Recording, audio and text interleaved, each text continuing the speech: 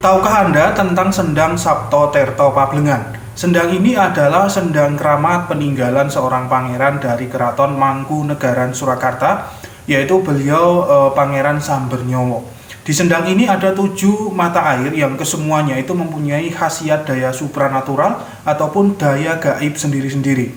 Ada yang untuk pengasihan, kemudian memperlancar semua masalah. Kemudian ada sendang untuk ilmu kanuragan, mengisi ilmu kesaktian pada diri sendiri.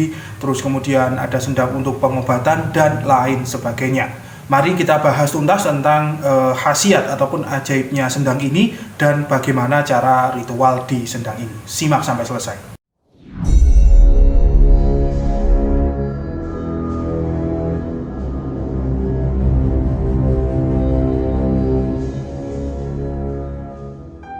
Assalamualaikum warahmatullahi wabarakatuh. Hamdan wa syukran lillah. Selamat datang, selamat berjumpa kembali di channel Spiritual 21, investigasi supranatural tanpa batas.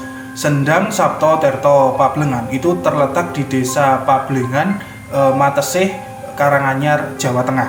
Tepatnya itu di tepi jalan raya antara Karangpandan dan pusat Kecamatan Matesih, yaitu dekat makam Girilayu.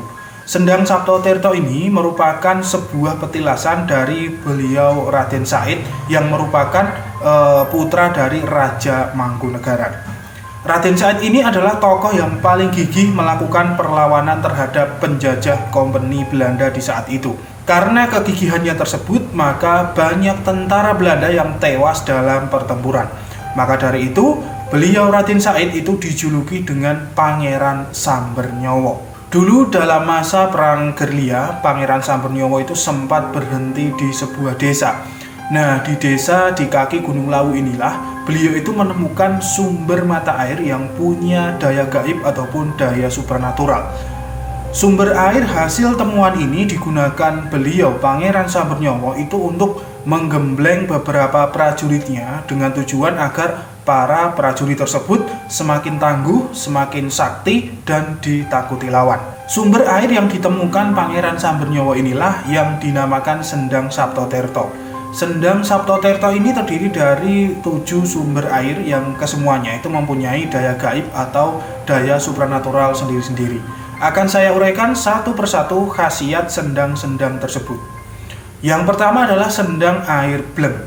Sendang ini merupakan cikal bakal asal-usul nama Desa Pablengan. Bleng berasal dari kata ngebleng yang maknanya adalah tirakat, tidak makan dan tidak minum dalam jangka waktu tertentu. Daya gaib dari sendang bleng ini adalah untuk perantara memohon doa secara umum. Doa apa saja ya? Biasanya sendang bleng ini sebagai pembuka sebelum ke sendang-sendang lainnya. Air sendang bleng ini sering dimanfaatkan untuk bahan pembuatan kerupuk karena mengandung zat pengembang alami, pemirsa. Yang kedua adalah sendang air urus-urus. Konon dulu Pangeran Sambernyowo itu menggembleng prajuritnya yaitu dengan cara mandi dan minum air sendang ini. Dan ajaibnya, penyakit perut yang semula mengganggu para prajurit tersebut langsung hilang. Itulah sebabnya hingga kini air sendang ini dipercaya bisa memperlancar buang air besar dan membersihkan perut jika diminum dan mengobati sakit perut. Kemudian selain itu, sendang ini berkhasiat untuk menyelesaikan urusan-urusan hidup yang rumit ya, masalah-masalah yang sangat sulit diselesaikan. Artinya ketika seseorang punya masalah-masalah kehidupan itu bisa melakukan ritual di sendang urus-urus ini, apapun masalahnya. Yang ketiga adalah sendang air hidup.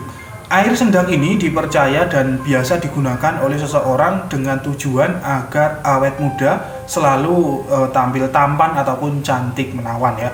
Khusus sendang ini yang paling banyak mengunjunginya itu adalah para wanita. Dulu salah satu selir dari Pangeran Sambernyowo pernah mandi di sendang ini, sehingga selalu tampil paling cantik di antara selir-selir yang lainnya. Nah, sendang ini cocok sekali untuk orang-orang yang berprofesi mungkin sebagai entertainer ya, seperti artis, penyanyi, pemain film, penari, dan lain sebagainya. Kemudian yang keempat adalah sendang air mati. Air dalam sendang ini selalu tetap dan tidak pernah berubah, pemirsa. Artinya tidak bertambah ataupun berkurang meskipun musim penghujan dan musim kemarau. Namun khusus lokasi ini ada pengecualian, yaitu pengunjung itu dilarang meminum air ataupun membasuh muka. Karena hal ini sesuai namanya, yaitu sendang air mati. Airnya itu bisa mengakibatkan hal buruk bagi kesehatan. Di sini hanya boleh untuk membersihkan tangan ataupun kaki atau badan saja. Di sendang ini juga terdapat sebuah kuburan seorang prajurit Pangeran Sambernyawa. Konon dulu saat berdiam di sendang ini, salah satu prajurit Pangeran Sambernyawa tersebut tiba-tiba saja meninggal karena suatu penyakit yang tidak jelas. Lalu prajurit tersebut dimakamkan di sisi agak ke bawah dari mata air sendang air mati ini. Hati-hati di sendang ini karena diduga kuat airnya itu mengandung racun karbon dioksida yang sangat pekat sekali. Yang kelima adalah sendang air soda. Disebut sendang air soda itu karena airnya terasa seperti soda, persis mirip minuman bersoda modern kemasan pabrik. Hanya saja itu rasanya katanya itu lebih alami, netral, dan menyegarkan. Sendang ini mempunyai khasiat itu bisa menyembuhkan berbagai penyakit ya, seperti TBC, ginjal, liver, diabetes, dan penyakit-penyakit berat yang lainnya. Caranya yaitu dengan meminum air sendang ini. Kemudian yang keenam adalah sendang air kasekten.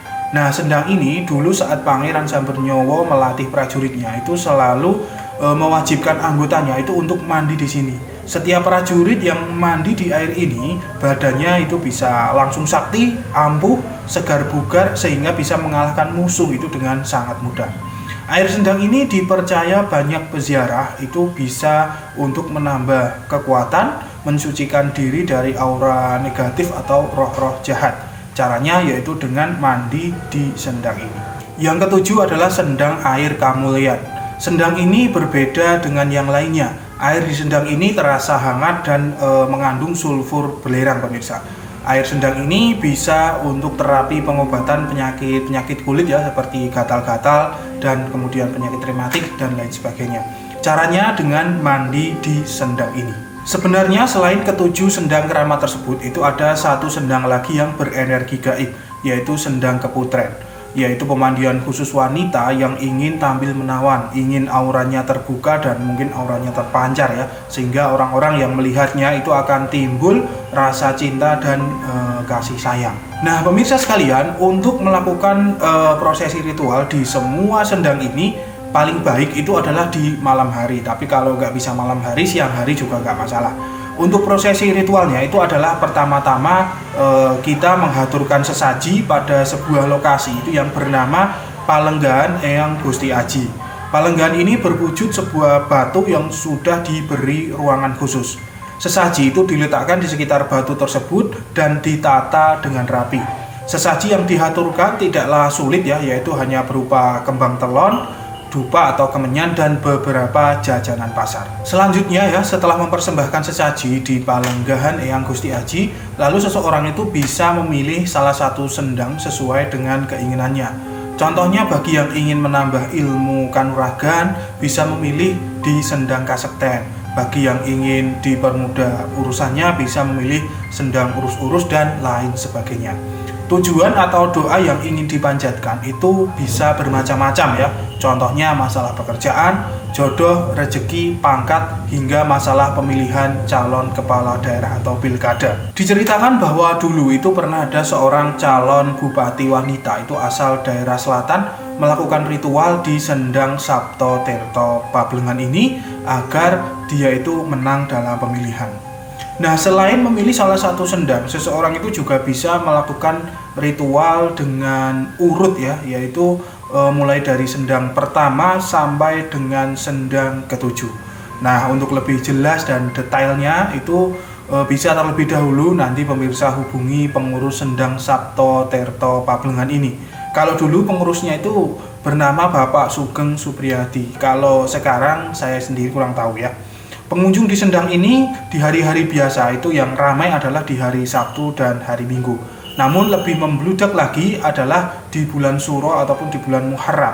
Selain banyak yang ritual di bulan Suro, banyak kerabat kerajaan Mangkunegaran itu yang berziarah ke lokasi ini. Pengunjung yang sudah berhasil dalam ritual maka biasanya mengadakan syukuran, yaitu berupa nasi tumpeng, lalu dibagikan dimakan bersama-sama warga di sekitar lokasi pemandian ini. Kemudian perlu diketahui juga bahwa di sendang ini dijaga oleh sosok khodam. Wujud sosok khodam tersebut itu adalah macan loreng, kemudian sosok wanita tua dan lelaki tua atau kita sebut sesepuh dengan memakai pakaian adat Jawa lengkap. Apabila sampai melihat sosok-sosok khodam tersebut, jangan lupa untuk menyapa, memberi salam kehormatan. Nah, mungkin cukup itu dulu ya. Semoga semua sajian ini bermanfaat bagi semuanya. Saya Patih Nur Alam undur diri. Subhanakallahumma wa bihamdika asyhadu an la ilaha illa anta astaghfiruka wa atubu ilaik. Alhamdulillahirabbil alamin. Wassalamualaikum warahmatullahi wabarakatuh. Akan selalu ada misteri di dunia ini. Salam spiritual.